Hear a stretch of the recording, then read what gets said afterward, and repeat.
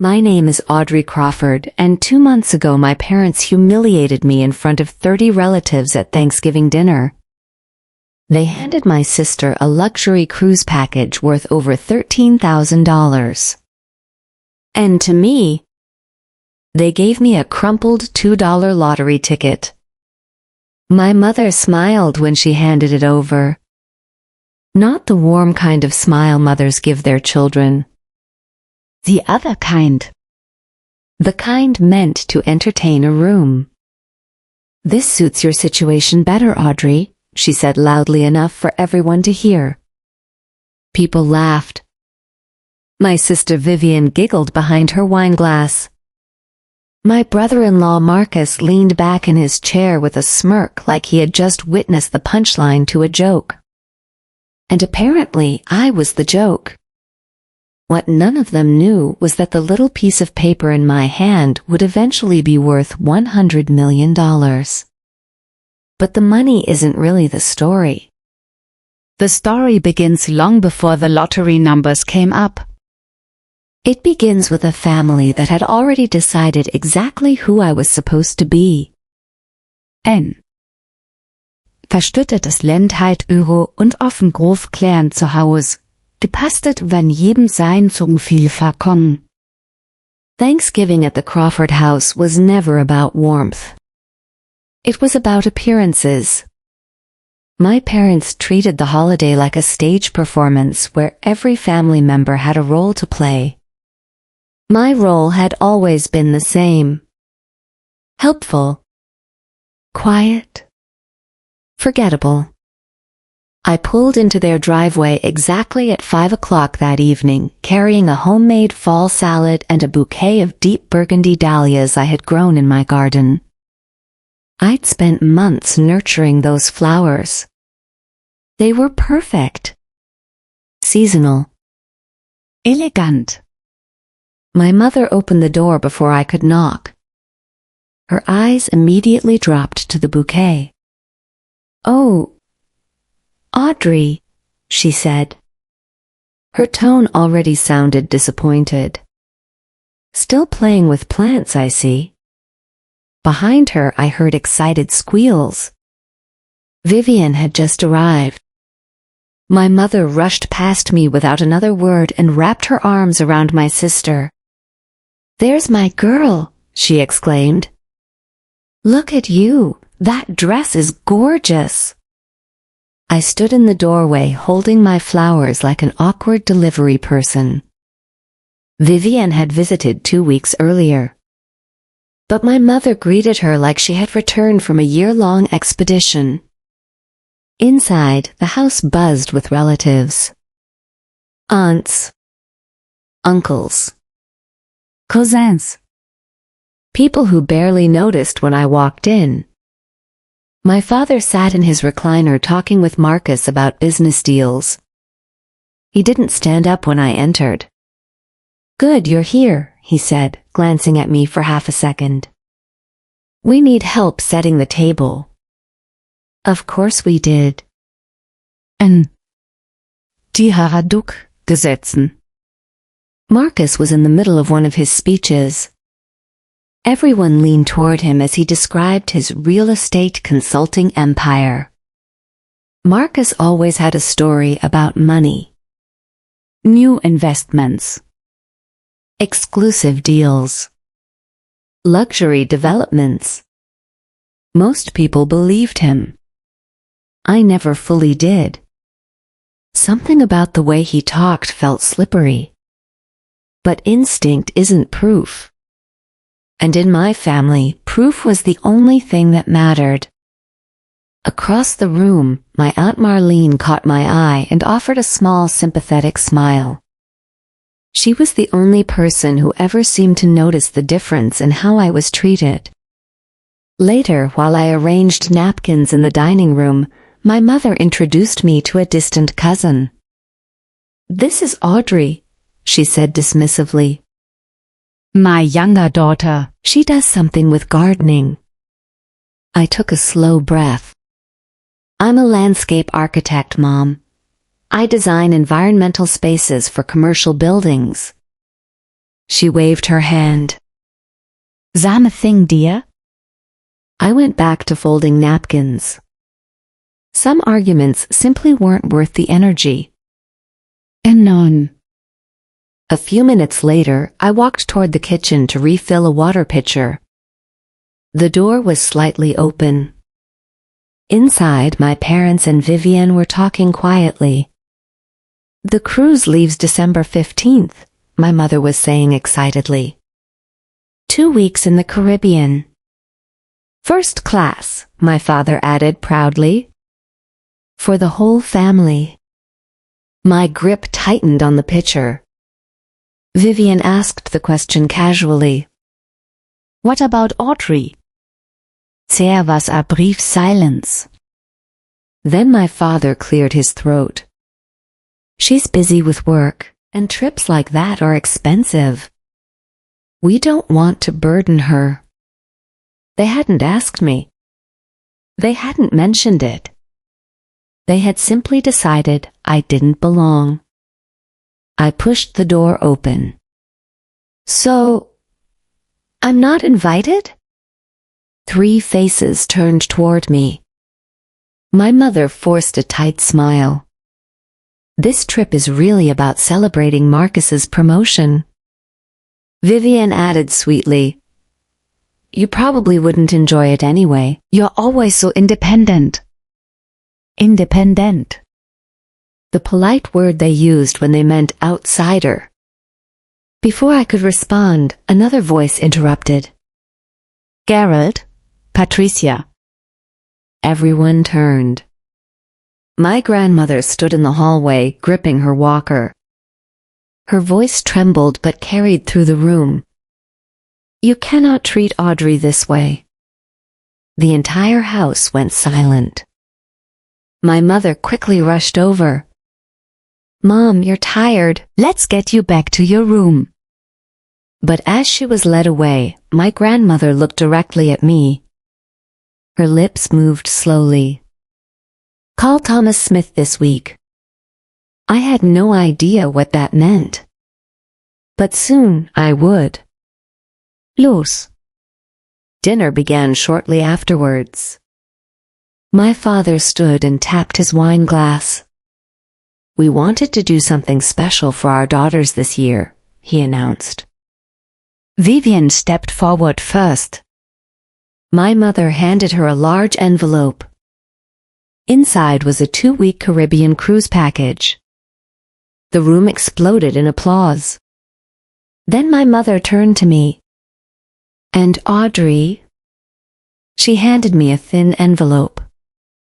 Inside was the lottery ticket. $2. The room erupted with laughter.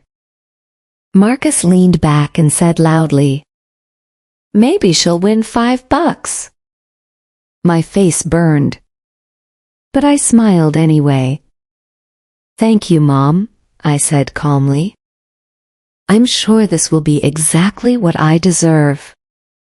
What I didn't know yet was that the real story would begin later that night. Because after the guests left, I would find something in my father's office that would expose a secret involving debt, fraud, and my grandmother's house. And once I discovered it, my family's perfect image would begin to collapse. Most of the relatives had left by the time the house finally became quiet. The laughter from dinner had faded, replaced by the clatter of dishes and the hum of the dishwasher. Vivian and Marcus were still in the living room, scrolling through cruise photos and planning outfits for their Caribbean trip. My parents were walking the last guests to the door. Which meant, as usual, the cleanup belonged to me. I didn't complain. I rarely did. For most of my life, staying quiet had simply been easier. I gathered plates from the dining room table and carried them into the kitchen. The smell of roasted turkey and cinnamon candles still hung in the air. After loading the dishwasher, I moved down the hallway toward my father's study to collect the coffee cups people had left there. Dad hated anyone touching his office. But tonight the door was half open. Inside, the desk lamp was still on. I stepped in carefully. The room looked like he had left in a hurry. Papers were scattered across the desk instead of stacked neatly like usual. At first I just planned to grab the cups and leave. Then I noticed something strange. A stack of envelopes stamped "Final Notice." Curiosity got the better of me. I picked one up. Overdue payment. Another envelope showed the same message. And another. My stomach tightened. My father had always bragged about how financially stable he was. The man loved reminding everyone how responsible he had been his entire life. Yet these letters told a very different story. Then I saw the document lying beneath the envelopes. A loan agreement. My heart began pounding as I lifted the page. The number at the top made my hands tremble. $180,000. The interest rate was outrageous, the kind of rate you usually only see in desperate situations. But that wasn't the worst part. The worst part was the signature. My father's name was there. Right beneath it. Marcus Pierce. Marcus wasn't just my brother-in-law. He was apparently the lender. Or at least the one arranging the loan. My chest tightened as I flipped to the next page. Collateral documents. Attached property. And the address listed made my stomach drop. Grandma Grace's house. The same house she had lived in for 50 years. The same house where my mother had grown up. The same house my grandmother always believed she would live in until the day she died. Yet according to this document, the house had been used as collateral for the loan. I flipped through the pages faster. There it was. A shaky signature from my grandmother approving the agreement. But something about it looked wrong. The letters were uneven. Almost like someone had forced her to sign while she struggled to hold the pen. Then the date caught my attention. 6 months ago. The same week my grandmother had been hospitalized after falling down the stairs. She had spent 2 weeks in the hospital heavily medicated for pain. I remembered visiting her. She barely knew where she was. My chest tightened with anger. There was no way she understood what she had signed. Which meant someone had taken advantage of her. And suddenly everything made sense. The cruise. The fake celebration. The favoritism. Marcus wasn't just part of the family. He was financially entangled with my father. And if the loan wasn't paid back, Grandma's house would belong to him. My hands shook as I pulled out my phone. I took pictures of every document, page after page. Every signature. Every number. Every piece of evidence. I didn't know exactly what I was going to do with it yet. But something deep inside me had already changed. For years I believed my parents treated me like an afterthought because I simply wasn't good enough. Now I realized something different. They needed me to stay quiet. Invisible. Because I was the one person who might start asking questions. And tonight, I finally had. Fragte. I slipped the documents back exactly where I had found them. Then I quietly walked out the back door. The cold November air hit my face as I stepped outside. For a long moment I just stood there staring at the night sky. The crumpled lottery ticket was still in my pocket. The same ticket my mother had handed me like a joke. I pulled it out and stared at it under the porch light. $2. That was what they thought I was worth. I almost laughed. But instead I folded it carefully and slipped it back into my coat. Because suddenly that ticket felt different. Not valuable. Just symbolic. A reminder. A reminder that my family had already decided who I was supposed to be. But maybe they were wrong. Leben beher einen besser.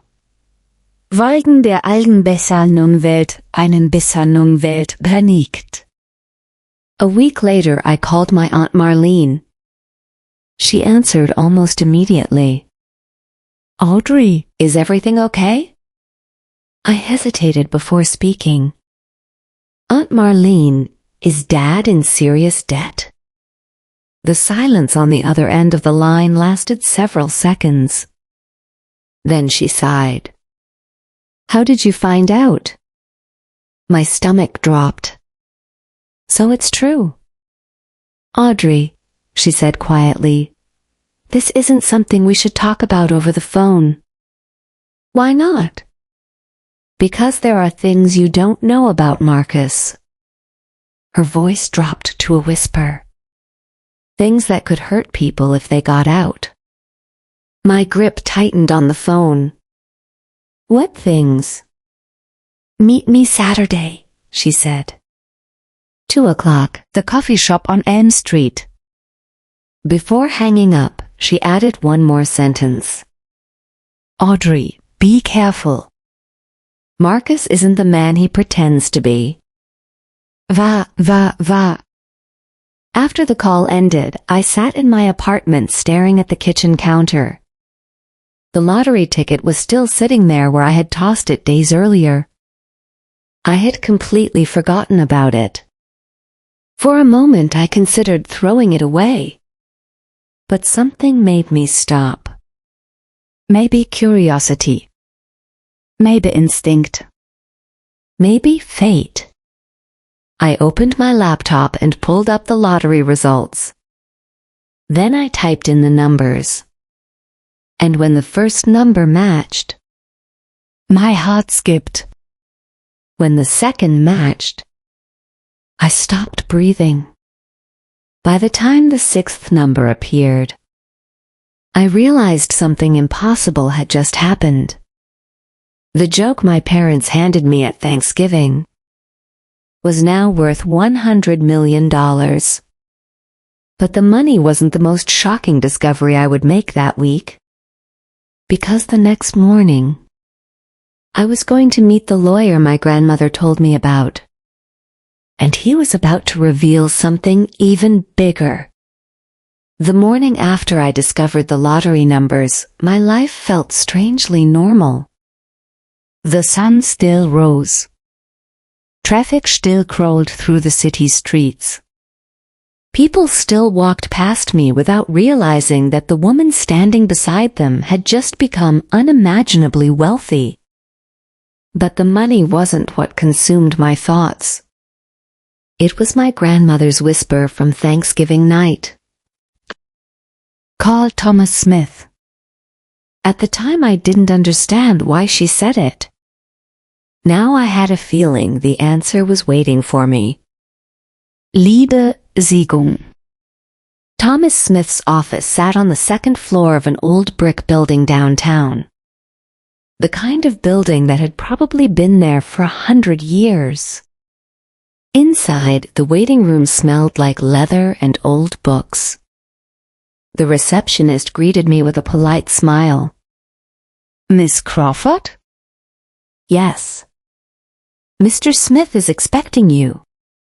I followed her down a quiet hallway until she opened a door into a large office lined with shelves of legal books. Behind the desk sat a man in his early 60s with silver hair and thoughtful eyes. He stood as I entered. You must be Audrey. His handshake was firm but warm. Please, have a seat. I sat across from him, trying to ignore how nervous I suddenly felt. My grandmother told me to contact you, I said. She didn't explain why. Thomas nodded slowly. Yes, Grace mentioned that you might come. He steadied me carefully before continuing. But I suspect something else has happened recently. My heart skipped. What do you mean? He folded his hands on the desk. Your grandmother asked me to keep certain matters confidential until you reached out yourself. Confidential matters? Yes. Then he opened a folder and slid it across the desk. 10 years ago, he said calmly, your grandmother established a trust fund in your name. For a moment I thought I had misheard him. A trust fund? Yes. My hands trembled slightly as I opened the folder. Inside were legal documents, bank statements, and investment records. Everything looked official. Everything looked real. How much? I asked quietly. Thomas adjusted his glasses. Originally, the trust contained $500,000. The room seemed to tilt slightly. $500,000. My grandmother had set aside that much money for me, but why didn't she ever tell me? Thomas sighed softly. Because she was afraid. Afraid of what? His eyes met mine. She believed your parents might try to access the money if they knew it existed. The words hit me harder than I expected. Deep down, part of me already knew that fear wasn't unreasonable. She instructed me to keep the trust hidden until you came to claim it. I sat back in the chair, overwhelmed. $500,000. And now the lottery winnings on top of it. My life had changed more in 24 hours than it had in the previous 30 years. But Thomas wasn't finished. There's another issue your grandmother wanted you to know about. My stomach tightened. The house. He nodded. Yes. I told him about the documents I had found in my father's office. The loan. The signatures. Markus. Thomas listened carefully. When I finished, he leaned back in his chair. The situation is complicated, he said. But based on what you've described, there's a strong possibility the deed transfer could be legally challenged. Because she wasn't fully aware when she signed it? Exactly. He tapped the folder thoughtfully. If we can prove your grandmother was under heavy medication when the documents were signed, we may be able to invalidate the agreement. Hope sparked in my chest. So the house could go back to her? It's possible. But it will require legal action. And time. I nodded slowly. Whatever it takes. Thomas studied me for a moment. May I ask something, Audrey? Of course.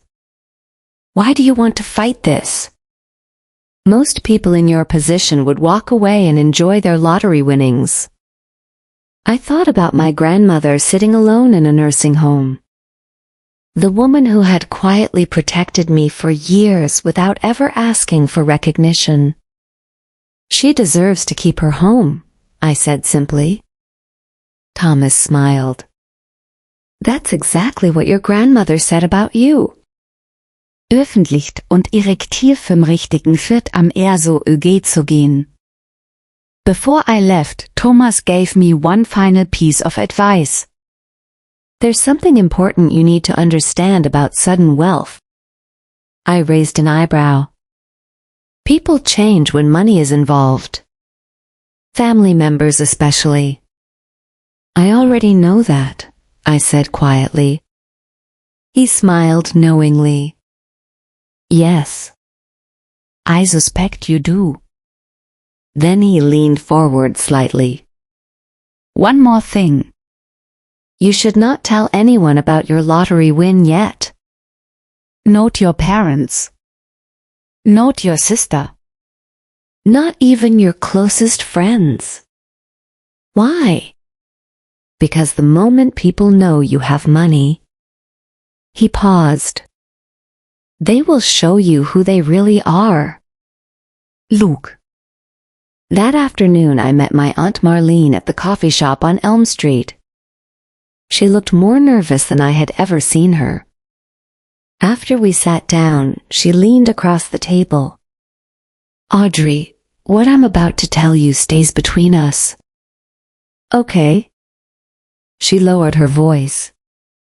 Marcus isn't a real financial consultant. What do you mean? He lends money to people who are desperate. With interest rates so high they can never escape the debt. My stomach tightened. So debt is trapped. Yes. And there's something else. She pulled out her phone and opened a series of text messages. These are between Marcus and a woman named Diana. I read the messages slowly. They were romantic. Intimate. Unmistakable. He's cheating on Vivian, I said.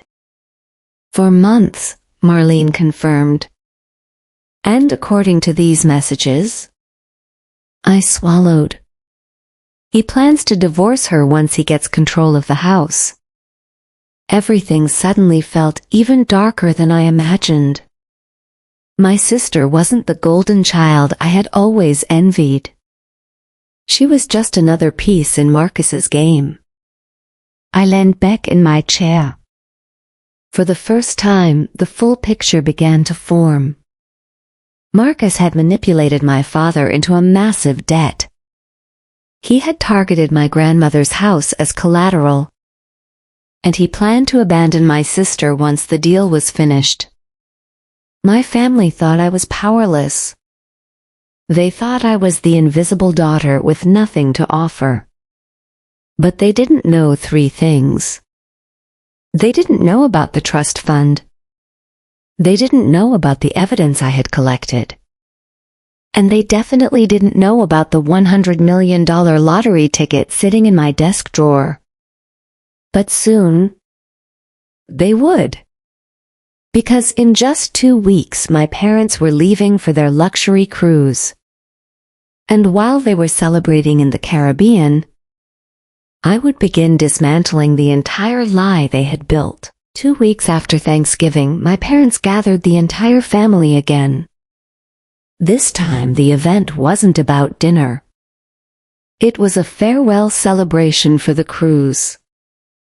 The expensive Caribbean trip my parents had gifted my sister and her family. The one I hadn't been invited to. I still showed up.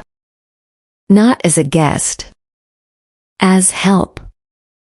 Audrey, can you handle the centerpieces? My mother called from the kitchen. You're good with plants. A minute later my father added another request. Audrey, the caterer has questions about the table setup. Vivian appeared beside him holding a champagne glass. And could you check on Grandma's nurse before we leave? She asked casually. None of them said thank you. None of them ever did. But I smiled anyway. For years I had played the quiet daughter. The reliable one. The invisible one. Tonight I played the part perfectly. Because no one knew what was coming next. DNMGN? Dinner was loud and celebratory. Marcus sat at the center of the table, describing all the things they planned to do on the cruise. Snorkeling in Barbados, he announced proudly. Private dining with the captain. Spa treatments for Vivian. My sister laughed happily. This vacation is going to be unforgettable. Then she glanced toward me. Too bad you couldn't join us, Audrey. Her tone carried fake sympathy. But someone needs to water Mom's orchids. The table laughed. I lifted my glass calmly. I hope you all have a wonderful time. Marcus leaned toward me with that familiar smirk. Maybe next year you'll win the lottery, he joked. The table erupted again. I simply smiled. You never know, I said quietly. Luck has a funny way of surprising people. Ich habe mehr Erfüllung. The morning they left for the cruise, I stayed home. My mother had asked the night before if I wanted to come see them off. The question didn't sound genuine. It sounded like obligation. I have a meeting with a client, I told her. She sighed dramatically. You work too much, Audrey. As if they had ever offered me another option. Sie hält da. While they were boarding the cruise ship, I was sitting in Thomas Smith's office. Stacks of paperwork covered the desk. My lottery winnings were being processed through a newly formed LLC. Once the taxes were calculated, I would receive roughly $60 million. But the money wasn't my focus. What's the status on the house? I asked Thomas. He opened a file. We're ready to challenge the deed transfer. With the medical records showing your grandmother was heavily medicated when the documents were signed, we have a strong case. Good, I said. File it.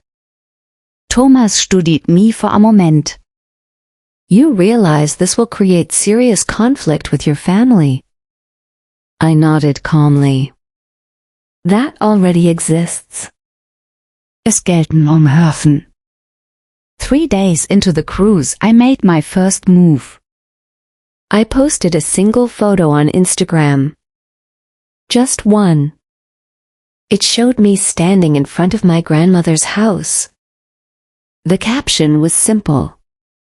Starting a home renovation project. I knew exactly who would see it. My father checked social media constantly. He wouldn't miss it. Later that same afternoon, something unexpected happened. The local news ran a story. Mega Millions jackpot claimed. The winner had chosen to remain anonymous. But the ticket had been purchased at a convenience store only 3 miles from my parents' house. The same store where my mother had bought my joke lottery ticket. I didn't have to do anything. The clues spoke for themselves. Within hours, the family group chat exploded. Cousins speculating. Uncles joking about retirement. Then my mother sent me a private message. Audrey, she wrote. That lottery ticket I gave you, you still have it, right? I stared at the message for a long time before answering. Yes. Her reply came instantly. Oh, good. Just curious. But I could practically feel the panic through the screen. That evening my phone started ringing. First my mother. Then my father. Then Vivian. Then Marcus. I didn't answer any of them. By midnight I had 79 missed calls. Their voicemails became more frantic each hour. Sweetheart, call us back. Audrey, this is important. We need to talk. Marcus even left a message. I have some great investment strategies for you. I almost laughed. The next morning I sent one message to the family group chat. Video call tonight at 8 p.m. Everyone needs to join. The responses came immediately. Of course. Looking forward to it. See you tonight. They thought they knew what was coming. They believed I would announce the lottery win. They believed I would ask them for advice. They believed I would share the money. They had no idea what the meeting was actually about. Und je Lage befassten oder zum Besen. At exactly 8 o'clock that evening, I opened the video call. Their faces filled my laptop screen. Behind them I could see the cruise ship lounge.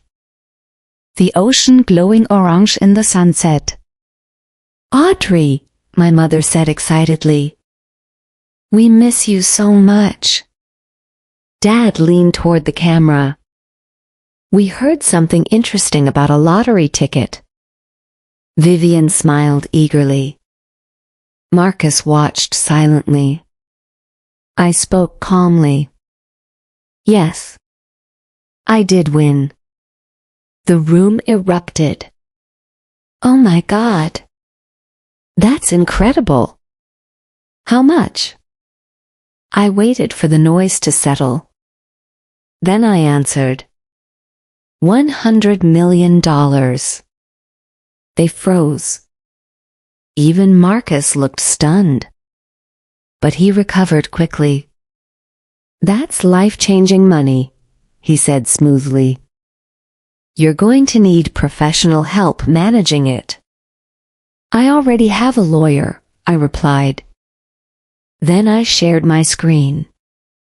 Before we talk about money, I said calmly, there are a few things this family needs to see. The first document appeared on the screen. The loan agreement between my father and Marcus. And the moment they read it, everything started falling apart. S.O. But the real explosion hadn't happened yet. Because the next document I was about to show them would reveal Marcus's secret affair and the plan he had been hiding from my sister for months. And when that truth came out, the entire family would collapse in front of my eyes. When the loan agreement appeared on the screen, the energy of the video call changed instantly.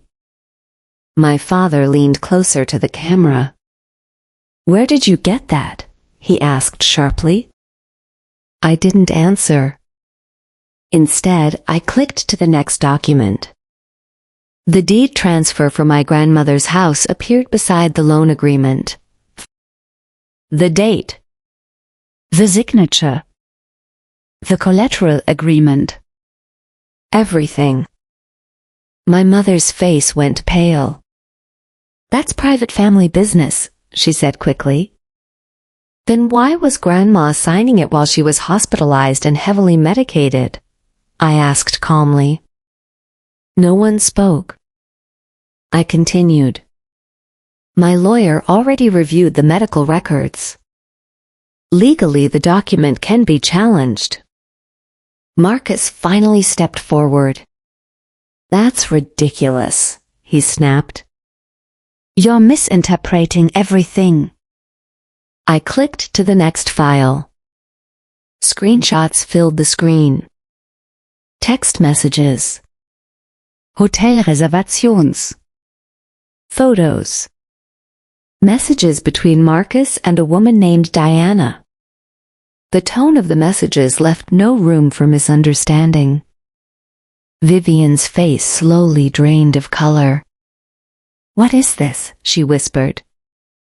Marcus stood up quickly. Those are fake, he said. She's lying. I didn't look at him. I looked at my sister. Vivian, ask him. For a long moment, no one spoke. Then Vivian turned toward Marcus. Tell me the truth, she said quietly. Marcus didn't answer. Instead, he grabbed his phone and disappeared off camera. That silence said everything. Vivian began crying. My mother started shouting something I couldn't understand. My father stared at the screen like the entire world had collapsed around him. I waited until the noise died down. Then I spoke again. I'm paying off the loan. Everyone looked back at the screen. The house will legally return to Grandma. No one in this family will ever use it as collateral again. My father's voice shook. Audrey, we're your family. I held his gaze. Family doesn't steal from a 90-year-old woman.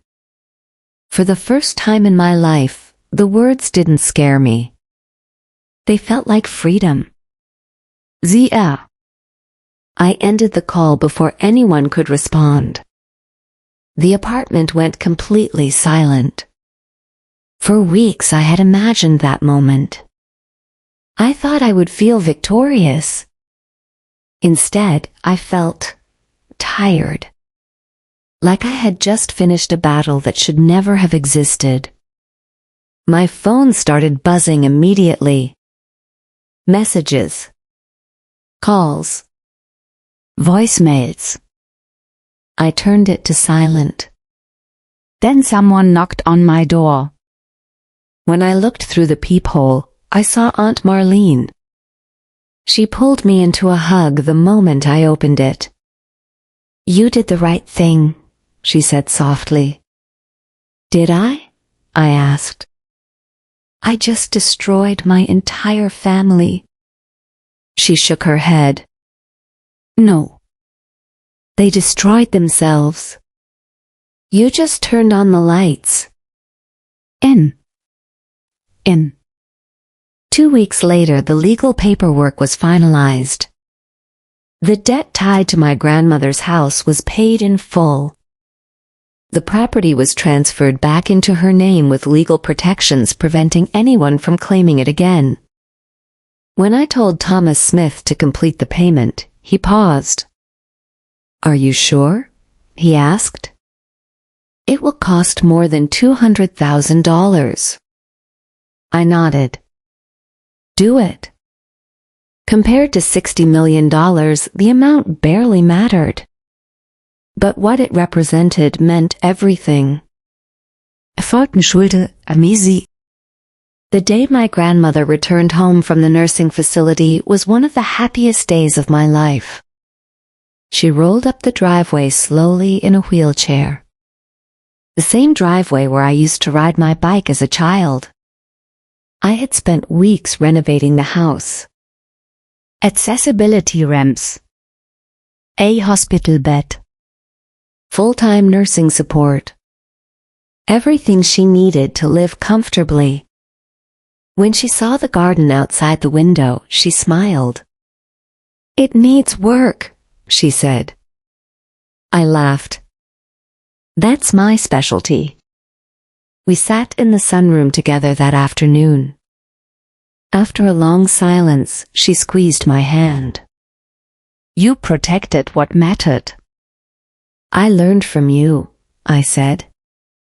Meist hat it. Marcus's life collapsed faster than anyone expected. His affair with Diana exploded across social media. Several business partners reported him for predatory lending practices. The investigation uncovered years of illegal financial activity. Vivian filed for divorce before the cruise even ended. For the first time, my sister saw Marcus for who he really was. Meinem Seizen. My parents struggled financially after the scandal. My father declared bankruptcy. They moved into a small apartment across town. I didn't celebrate their downfall. I simply moved forward. Nachtig aus Teil me Lebens. A year later, my life looks completely different. I still work as a landscape architect. Not because I need the money. Because I love it. My business has grown. I've designed several public parks and community gardens. Most of the lottery money stays invested quietly. But one project matters more than anything else. The Grace Mitchell Foundation. Named after my grandmother. It provides scholarships to young women pursuing creative careers. Girls who were told their dreams weren't practical. Girls who were told they weren't valuable. Girls who needed someone to believe in them. Just like my grandmother believed in me. Ist einzelnig zu verbinden. People often ask me if the lottery changed my life. The truth surprises them. The money didn't change my life. The moment I stopped waiting for my family's approval did. For 32 years I believed I needed them to recognize my worth. But the truth was simpler. They were never looking. And once I realized that, I stopped trying to be seen by people who refused to see me. The lottery ticket didn't give me my value. It just revealed it. Master. Today I'm Audrey Crawford. Landscape architect. Founder of the Grace Mitchell Foundation. Dog owner. Granddaughter. And most importantly, a woman who finally chose herself. And that decision turned out to be worth far more than $100 million.